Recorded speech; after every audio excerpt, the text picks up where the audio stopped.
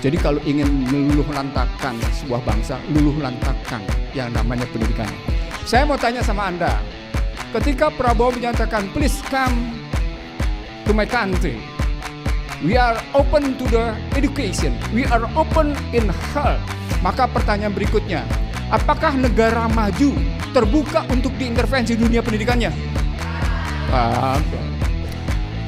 Saya bahkan ketika membaca strategi transformasi bangsa yang dibuat oleh Byline, ditulisnya Byline, oleh Prabowo Subianto, dan menyatakan ekonomi Pancasila atau ekonomi kerakyatan adalah Jokowinomics, Jokowinomics adalah ekonomi Pancasila, ekonomi kerakyatan, itu bukti bahwa ada yang salah. Adili Jokowi, makzulkan Gibran.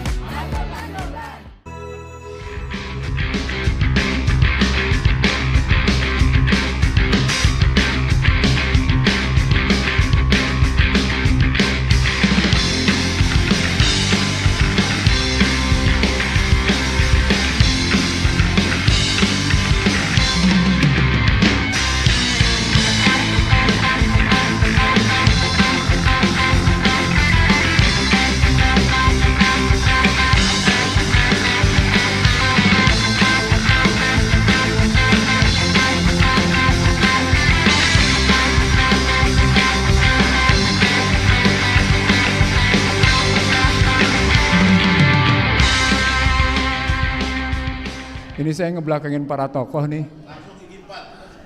Jadi saya minta maaf, Bapak, kalau saya ngebelakangin Bapak sekalian. Saya ini baru datang, jadi mau ngomong apa ya? Saya bicara dua hal. Yang pertama oleh-olehnya Prabowo Subianto, oleh-olehnya Prabowo Subianto, dan yang kedua dari oleh-oleh itu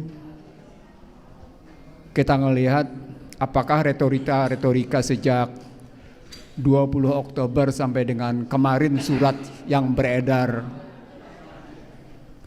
mendukung Ridwan Kamil dan Susmono itu ajak dalam kehidupan ekonomi politik kita. Bapak sekalian, saya mencatat hanya perjalanan APEC dan G20. Dalam perjalanan APEC dan G20 itu, Presiden kita Republik Indonesia menyatakan soal 25% kelaparan, dan kemudian juga bicara tentang kebebasan pendidikan dan kesehatan. Silakan investasi di bidang pendidikan dan kesehatan. Videonya beredar luas. Tapi buat saya ini omongan yang sangat berbeda dengan anggaran dasar Gerindra pasal 11. Anggaran Gerindra pasal 11 itu menyatakan mereka ingin menegakkan dan melaksanakan Undang-Undang Dasar 1945 secara murni dan konsekuen. Dan kalau bicaranya melaksanakan Undang-Undang Dasar 45 secara murni dan konsekuen, maka pernyataan Presiden Prabowo Subianto di APEC itu tentang keinginan silahkan datang berinvestasi di bidang pendidikan dan kesehatan bertentangan.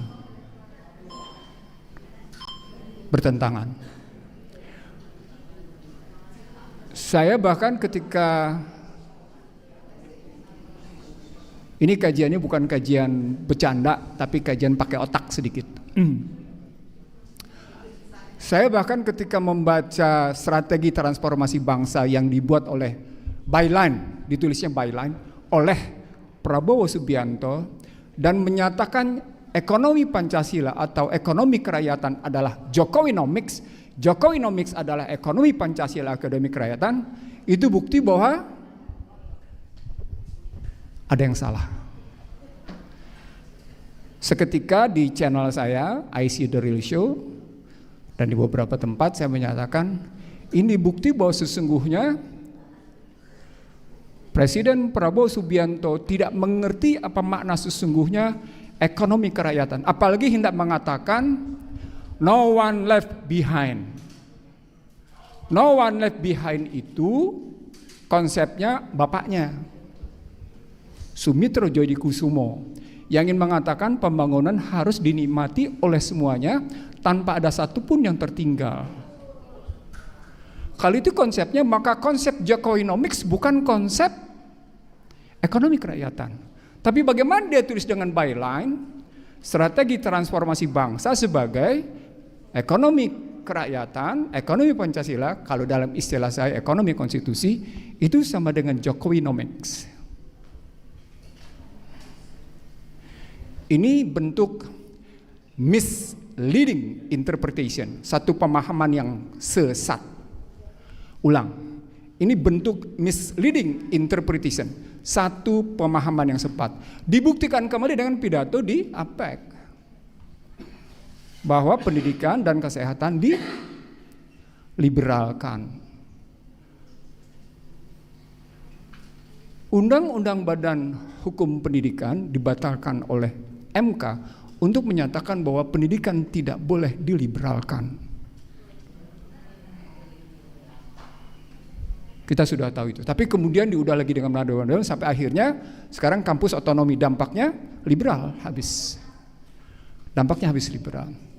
Dan Anda bisa lihat fakultas kedokteran biayanya 500 sampai dengan 1 miliar.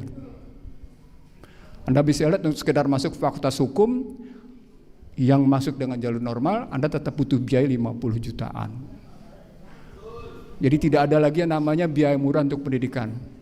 Maka sejumlah orang yang sedikit punya uang mengatakan lebih baik menyekolahkannya di luar daripada menyekolahkan di Indonesia, sementara kurikulum di Indonesia tidak menjamin anaknya akan lebih cerdas.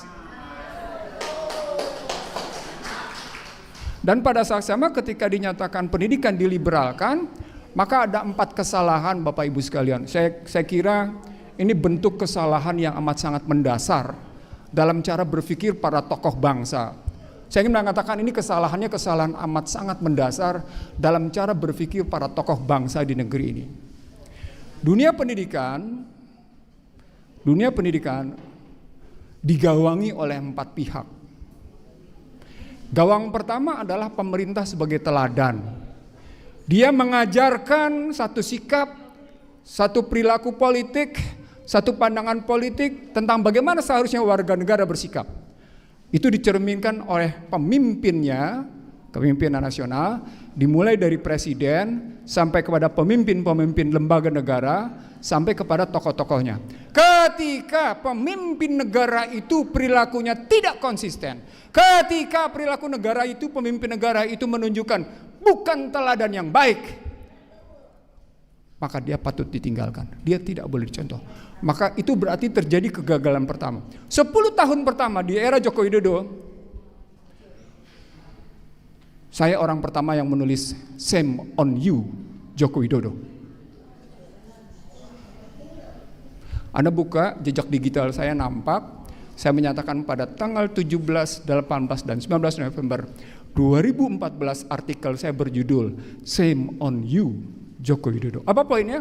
Joko Widodo bukan teladan. Hei, engkau telah mempermalukan sesungguhnya.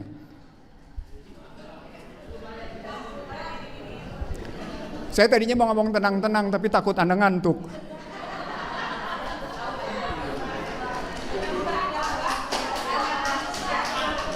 Saya mau ngomong tenang-tenang, kan saya dituding sama Refli sebagai siapapun presidennya, Ihsanuddin Nursi oposannya. Refli yang ngomong kayak gitu, bukan gua. Dan gaya ngomong yang meledak-ledak. Saya bisa ngomong dengan tenang-tenang seperti tadi.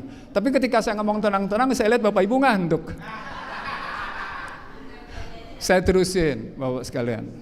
Jadi yang pertama adalah soal keteladanan. Pertanyaannya, kalau Joko Widodo tidak pernah bisa jadi teladan, pertanyaan berikutnya, Prabowo Subianto yang menyatakan akan menegakkan Undang-Undang Dasar 45 secara murni dan konsekuen bisa jadi teladan nggak kalau omongannya begitu? Surat kemarin itu bukti nyata bahwa dia tidak bisa diteladan. Surat kemarin itu menunjukkan bahwa namanya Ridwan Kamil dan Susmono sudah kejepit karena 5 hal. bobotoh, menghina Jakarta, soal janda, menghina Nabi, ya kan? Lelaki gemulai. Loh enggak, itu saya cuma nangkap omongan di bawah. Saya cuma nangkap omongan di bawah begitu, enggak, saya enggak lebih dari itu. Saya sampai menilainya kayak gitu. Kebetulan bawa masalah dari Bandung. Ini ada teman saya dari Bandung, cuma waktu itu dia nggak hadir aja. Saya diadili sama teman-teman Bandung karena saya tidak mendukung Ridwan sebagai wali kota dan Ridwan sebagai gubernur. Saya ulang di Jakarta, gue akan kenal Ridwan. Dia nggak kenal gue nggak apa-apa, tapi gue kenal dia gitu. Maka surat kemarin itu menunjukkan sebuah kesalahan praktek politik yang salah. Bapak Ibu sekalian, kalau praktek politik seperti itu tidak bisa menjadi teladan dari seorang kan kita bangga begini ya. Kalau Anda menjadi presiden, maka baju Gerindra Anda harus copotin. Baju PDIP Anda harus copotin. Baju yang namanya apapun partainya Anda harus copotin. Anda adalah anak bangsa, anak negara terbaik untuk memimpin bangsa ini. Dan ketika Anda bawa tetap partai di depannya, maka sesungguhnya Anda menjadi pemimpin kelompok. Anda bukan pemimpin bangsa, Anda bukan pemimpin negara. Anda adalah pemimpin kelompok Anda. Itu yang saya sebut sebagai pemimpin bangsa terbelah. Kalau dalam buku saya sebut itulah pemimpin bangsa. Berarti kegagalan pertama adalah kegagalan keteladanan. Tidak ada keteladanan. Oke, Bang Ihsanuddin mungkin bisa dipersingkat. Ini karena semangat jadi nggak enak mau motongnya nih. Silakan ya, mungkin dipersingkat gitu. Saya belum masuk faktor ekonomi nih, karena nanti ibu-ibu akan terasa di faktor ekonomi. Di faktor ekonominya, apa yang dilukiskan di publik tentang faktor ekonomi itu masih secuil. Masih secuil. Gitu ya. Yang kedua adalah kegagalan lembaga pendidikan formal. Nadine adalah tokoh yang ditugaskan memang untuk meluluh lantakkan bangsa ini sehingga kurikulum merdeka menjadi merdeka di mana anak SD SMP tidak bisa berhitung 2 tambah 2 berapa. Jadi kalau ingin meluluh lantakkan sebuah bangsa, luluh lantakkan yang namanya pendidikannya. Saya mau tanya sama Anda, ketika Prabowo menyatakan please come to my country, we are open to the education, we are open in health. Maka pertanyaan berikutnya, apakah negara maju terbuka untuk diintervensi dunia pendidikannya? Ada. Hingga hari ini Amerika saja tetap bertanggung jawab terhadap bangsa dan negaranya lewat yang namanya state university. Jadi nggak serta-merta diliberalkan. Yang kedua, kita gagal di lembaga formal tadi, lembaga formal. Ini bukan hanya lembaga pendidikan umum. Saya ingin mengatakan sama Anda, terutama pada mereka yang merasa dirinya sebagai ulama, tokoh, atau ustadz. Pesantren pun gagal. Pesantren pun gagal. Kenapa? Karena mengambilnya namanya model kurikulum barat. Apa indikatornya?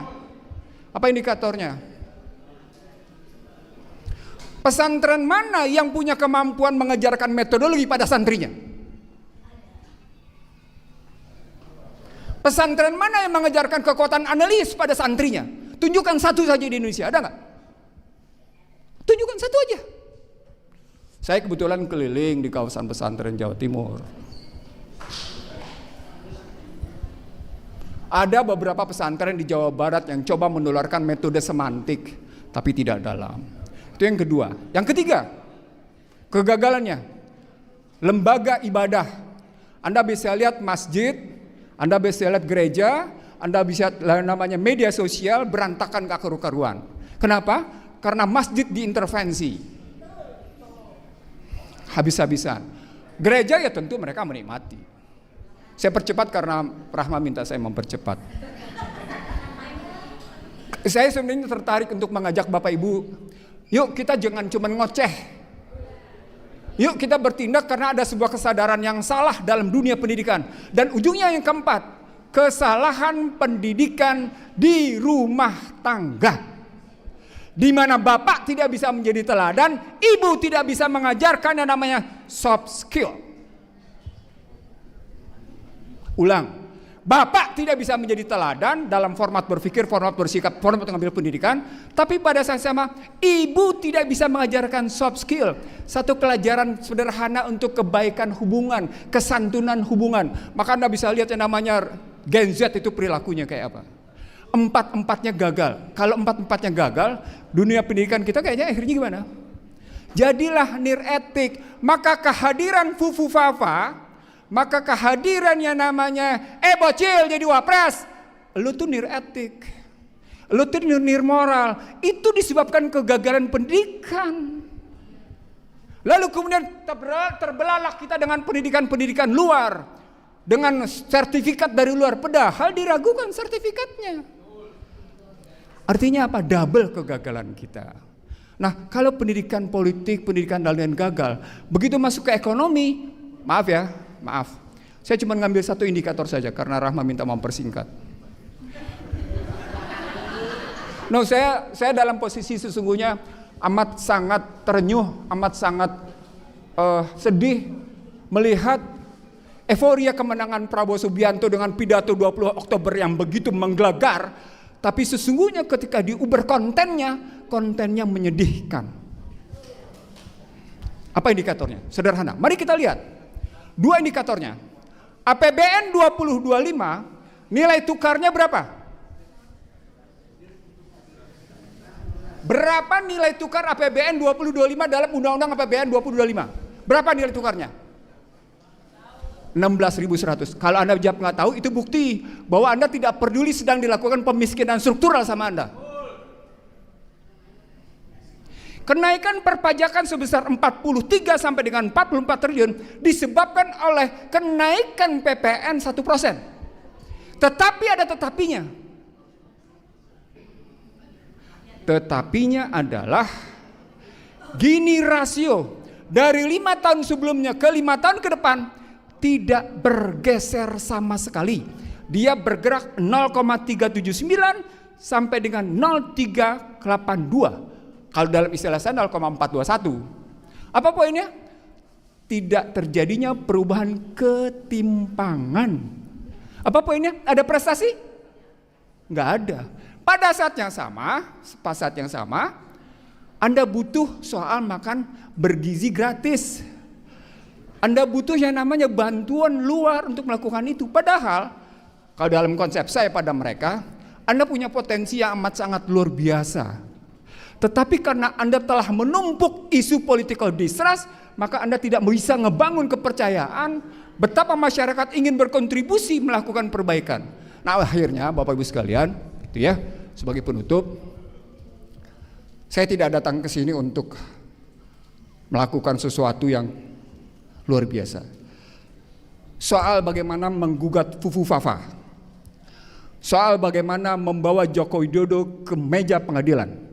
Ini adalah negara hukum. Jadi tidak ada satupun orang yang kebal di depan hukum. Jadi forum ini adalah forum yang sangat wajar jika punya keinginan untuk menggelar peradilan pada mereka yang melanggar hukum. Ulang Bapak. Forum ini adalah forum yang wajar jika ada keinginan untuk melakukan pergelaran di pengadilan terhadap mereka yang telah melakukan breaking the law, telah melakukan perlawanan terhadap hukum. Apa yang saya uraikan tadi pada hakikatnya tidak sekedar menggambarkan breaking the law, tapi juga breaking the social value, melanggar nilai-nilai sosial. Dan itu yang tidak kita sadari, bahwa kita juga ikut tertular. Sebagai penutup, yuk kita tetap jaga semangat kita. Ke depan kita akan lebih berat. Donald Trump akan memvonis Indonesia untuk masuk dalam posisi upper middle income. Kalau dia masuk dalam upper middle income, itu berarti prioritas untuk mendapatkan kemudahan biaya masuk akan dikurangi, dan itu berarti import Indonesia ke Amerika akan berkurang, dan itu berarti kekurangan dolar akan terjadi, dan itu berarti dolar akan naik lagi. Saya akan membacakan pernyataan sikap dan tuntutan ini, yaitu pernyataan sikap dan tuntutan Forum Nasional untuk Daulat Rakyat.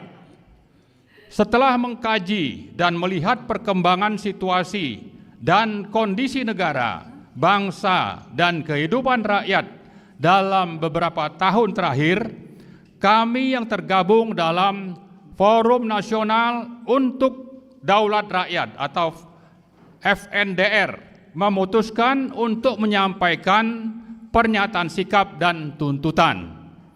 Kami menilai rezim Joko Widodo telah gagal melindungi rakyat, seluruh tumpah darah Indonesia, memajukan kesejahteraan umum, mencerdaskan kehidupan bangsa. Rezim Joko Widodo telah mewariskan berbagai masalah yang membuat rakyat Indonesia semakin jauh dari cita-cita sebagai negara dan bangsa yang merdeka, bersatu, berdaulat, adil, dan makmur. Berbagai penyebab kegagalan dan warisan masalah tersebut antara lain adalah: 1. Menjalankan pemerintahan dengan meninggalkan prinsip-prinsip moral Pancasila, amanat konstitusi, dan undang-undang yang telah menjadi konsensus nasional.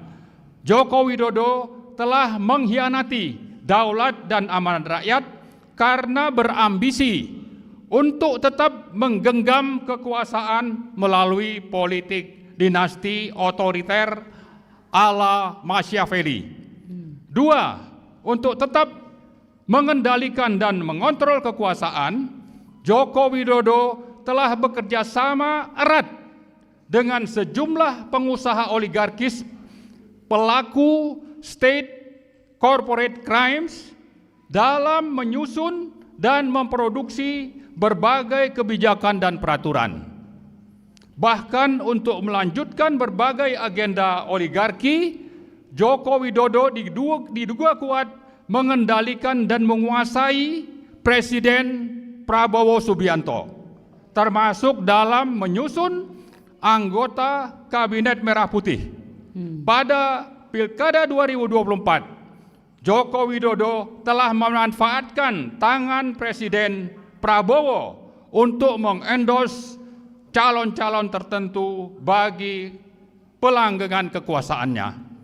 3. Salah satu kejahatan politik otoriter syarat KKN oligarki Joko Widodo adalah menempatkan Gibran sebagai cawapres Pilpres 2024 dan disusul dengan praktik yang sama untuk memenangkannya dalam Pilpres 2024. Padahal di samping inkonstitusional, pencawapresan Gibran telah tidak memenuhi syarat etika, moral, dan ijazah pendidikan.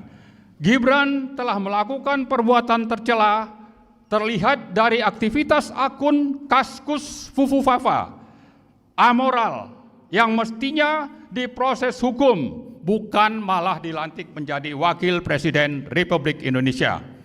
4. Pembusukan partai politik di satu sisi dan politik sandra ala sprindik Joko Widodo di sisi lain telah menjadikan DPR yang semestinya menjalankan fungsi pengawasan berubah menjadi endorser kebijakan pemerintah yang merugikan negara dan rakyat sambil memainkan politik sandra.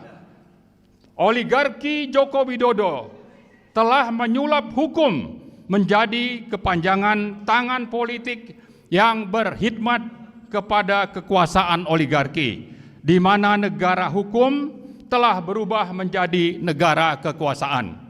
5. Memelihara para taipan, termasuk yang menjadi proksi Cina, telah sangat berperan mendukung Joko Widodo mencengkram kekuasaan dan berburu rente melalui proyek-proyek swasta oligarkis yang diberi predikat sebagai proyek strategis nasional atau PSN, seperti proyek Rempang, BSD, PIK 2, Surabaya, Frontline, dan Papua Selatan.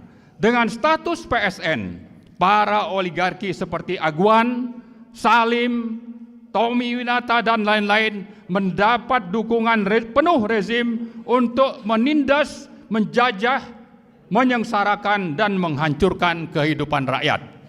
6. Simbiosis mutualisme dan KKN rezim Joko Widodo dengan para Taiwan telah memberi kesempatan kepada sejumlah pengusaha dan Cina RRC menguasai berbagai sektor kehidupan berbangsa dan bernegara, terutama di sektor-sektor ekonomi, keuangan, SDA, industri, perdagangan, dan sebagainya. Hegemoni dan penjajahan senyap ini telah menjadi ancaman serius atas pertahanan, kedaulatan, kemandirian, dan ketahanan nasional Indonesia ke depan. 7. Pelanggaran HAM menjadi kejahatan sistemik rezim Joko Widodo. Tewasnya 800-an petugas pemilu berakhir tanpa proses hukum. Padahal Perhimpunan Kedokteran menyatakan kematian tersebut bukan karena kelelahan tetapi by design. Peristiwa pembunuhan 6 orang pendemo Bawaslu 21-22 Mei 2019, pembantaian 6 laskar pengawal HRS, hingga kasus Kanjuruhan yang menewaskan lebih dari 300 orang rakyat Indonesia adalah pengabaian kemanusiaan dan bahkan bisa disebut sebagai rekayasa dan kejahatan politik. 8. Lahirnya Kepres nomor 17 2022 tidak menjelaskan siapa kelompok yang mana yang telah melakukan pelanggaran HAM berat dan siapa yang menjadi korban.